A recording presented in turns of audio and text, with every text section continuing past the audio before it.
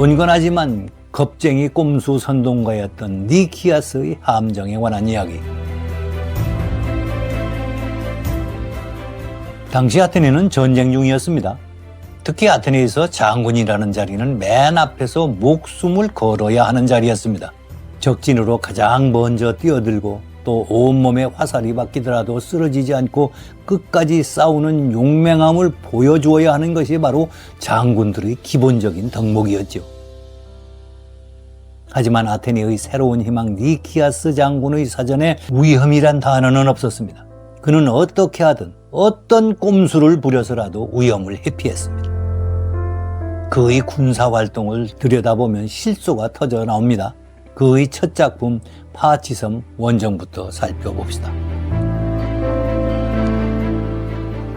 니키아스의 1차 원정 미노아섬 점령에 관한 이야기. 니키아스가 장군에 당선된 후 첫 번째 원정은 오늘날 파키섬과 파차키섬으로 불리는 무인도 미노아섬이었습니다. 메가라의 예향 니사이아의 코앞에 있는 이 섬은 이 지도상에서 보는 것처럼 언뜻 보기에 전략적으로 매우 중요한 것처럼 보입니다. 그러나 축구장 한두 개 넓이의 이 작은 섬은 샘물조차 나오지 않아서 군대를 주둔시키는 것 자체가 불가능한, 그러니까 전략적으로는 전혀 쓸모없는 땅이었습니다. 하지만 니키아스는 이곳을 점령한 후 굳이 이곳에 성벽을 쌓았습니다. 아니, 왜 그랬을까요? 군대도 주둔할 수 없는 곳에 성을 쌓아서 도대체 무엇을 하자는 것이었을까요? 그것은 바로 위험은 전혀 없으면서도 나도 장군으로서는 무엇인가 하고 있다고 민회에서 아테네 시민들에게 보고할 수 있는 완벽한 면피용 업적이 필요했던 것입니다. 니키아스의 이런 행태는 앞으로 여러분이 자주 목격하게 될 것입니다만 이것은 니키아스가 보여주는 전형적인 꼼수의 시작에 불과합니다. 니키아스의 2차 원정 멜로스 공략에 관하여. 니키아스의 이러한 꼼수는 멜로스 원정에서도 그 빛을 발합니다. 이 멜로스 섬은 우리가 잘 알고 있는 그 밀로 비너스라는 이 유명한 조각상, 이것이 발견된 섬으로도 아주 유명하지요. 니키아스는 전함 60척과 정예병사 2,000명을 이끌고 당당하게 출항을 했습니다만 멜로스 섬의 저항이 예상보다 거세자 본래 그럴 계획이었던 것처럼 슬그머니 포위를 풀고 뒤로 물러섭니다. 이렇게 멜로스 섬에서 물러난 니키아스가 나타난 곳은 보이오티아의 타나그라였습니다. 그는 이미 그곳에 와 있던 아테네군과 슬그머니 합류했습니다. 그런데 이 스파르타는 프라테이아를 점령한 후 아테네의 배후를 공략하는 데 재미를 붙이고 있었습니다. 이를 저지하기 위해서 이 지역으로 파견된 아테네의 히포니코스 장군과 에우리메돈 장군이 이미 타나그라와 테베의 연합군을 격파한 후였습니다. 그래서 이 두 장군은 먼저 아테네로 돌아갔고 니키아스는 혼자서 그곳에 남았습니다. 그리고 며칠간 인근의 로크리스 마을들을 약탈한 후 마치 대단한 승리를 거둔 양 아테네로 돌아왔습니다. 이 또한 니키아스답게 전형적으로 비겁한 행동이었습니다. 자신이 직접 부담을 질 위험한 일은 적당한 구실을 붙여 회피하고 그 대신 남이 다 차려놓은 밥상에 슬그머니 숟가락을 얹는 것이 니키아스가 가진 특기의 하나였던 것입니다. 니키아스의 3차 원정, 코린트 정벌에 관한 이야기. 니키아스의 세 번째 출정은 코린트였습니다. 니키아스는 80척의 전함과 2,000명의 아테네 중장 모병, 그리고 200명의 기병과 그리고 다수의 동맹군으로 편성된 대규모 원정대를 이끌고 코린트로 향했습니다. 니키아스의 정적 클레온이 스파르타의 서쪽 스팍테리아에서 스파르타군을 포로로 잡는 작전이 성공한 직후였습니다. 전국의 주도권을 빼앗긴 니키아스가 스파르타의 동북쪽에서 그에 맞먹는 성공을 기대하고 원정에 나섰을 것으로 짐작이 됩니다. 그러나 니키아스의 원정은 사람들의 웃음거리만 남긴 채 끝이 났습니다. 코린트의 조그만 마을에 상륙해서 약탈을 감행하던 니키아스의 군대는 일단의 코린트 노인들에게 쫓기어 배로 퇴각하는 어처구니없는 일이 발생했습니다. 이것은 우스미절로 나올 만큼 한심한 일이었습니다. 여러분, 이 마라톤 전투에서 페르시아 제국의 대군에 당당하게 맞서서 압도적 승리를 거두었던 것이 바로 이 용감한 아테네의 중장보병 아닙니까? 아니, 이런 사람들이 젊은이는 모두 전선으로 나가고 노인네들만 남아있는 코린트의 한 마을을 습격하다가 이 노인들의 공격에 놀라서 조망을 쳤다니 말이 됩니까 이게? 그 까닭인즉 펠로폰네소스 동맹의 지원군으로 오인을 해서 겁을 먹고 도망을 쳤다는 것인데, 정말 실소를 금할 수 없습니다만 틀림없이 소심한 니키아스가 상륙하는 부하들에게 적이 나타나면 싸우지 말고 즉시 배로 돌아오라는 교전 수칙을 내렸기 때문이 아니었을까요? 그러고 난 후 이제 니키아스는 에피다우로스와 메타나 반도를 약탈하고 아테네로 기환했습니다. 그런데 여러분, 이 에피다우로스는 치료 사원으로 유명한 곳입니다. 당시 뇌수술까지 했다고 하니까요. 그러다 보니 지중해 각지에서 환자들이 몰려드는 곳이었지요. 그래서 이 그리스 세계에서 에피다우로스는 하나의 성지처럼 여겨지는 곳이었습니다. 이곳을 공격하는 것은 그야말로 상식 밖의 일이었을 뿐더러 뚜렷한 전과는 물론 전술적 의미도 없는 단지 니키아스의 면피용 원정에 불과했던 것입니다. 니키아스의 4차 원정 키테라섬 점령에 관하여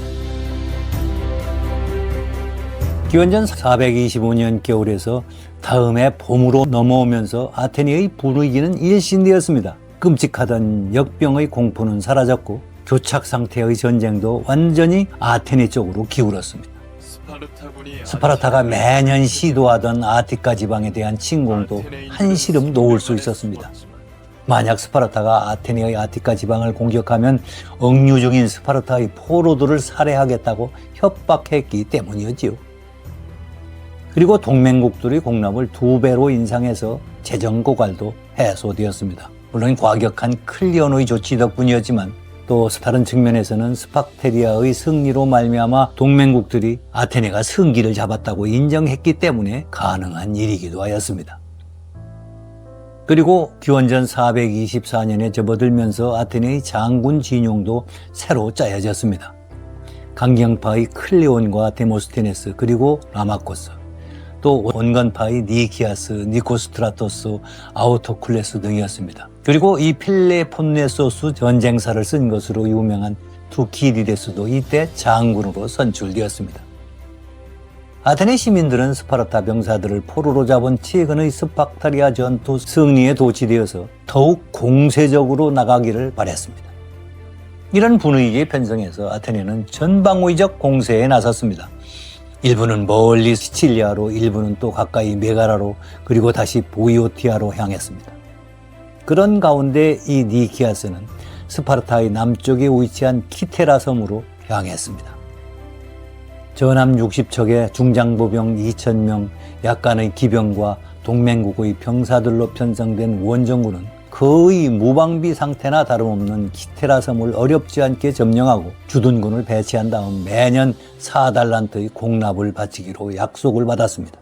싱겁게 끝난 점령에 비해서 그 전략적 효과는 엄청난 것이었습니다. 이 섬은 스파르타가 이집트와 교역을 하는데 꼭 필요한 전진기지였으며 스파르타의 곡물과 다른 필요한 물자를 공급하는 기묘한 곳이었습니다. 아울러 펠로폰네소스 해안 방어에 없어서는 안 될 중요한 전략적 요충이기도 하였습니다. 이곳이 허망하게 무너지자 필로스에 이어 또 한 번의 허를 찔린 스파르타는 질겁을 하지 않을 수 없었습니다. 바로 한 해 전인 기원전 425년에 점령한 필로스, 그리고 금년에 새로 점령한 이 키테라, 그리고 언제 아테네의 편을 들지 알 수 없는 아르고스, 이렇게 이 지도에서 보이는 것처럼 스파르타는 적에게 완전히 둘러싸인 형국이었습니다. 더구나 언제 반란을 일으킬지 모르는 헬롯 거주 지역인 메세나를 포함하면 4곳의 적에게 둘러싸인 사면초가 고립무원의 상황이었습니다. 이렇게 아테네에게 허를 찔린 스파르타가 보인 반응을 투키디데스는 다음과 같이 기록해 놓고 있습니다.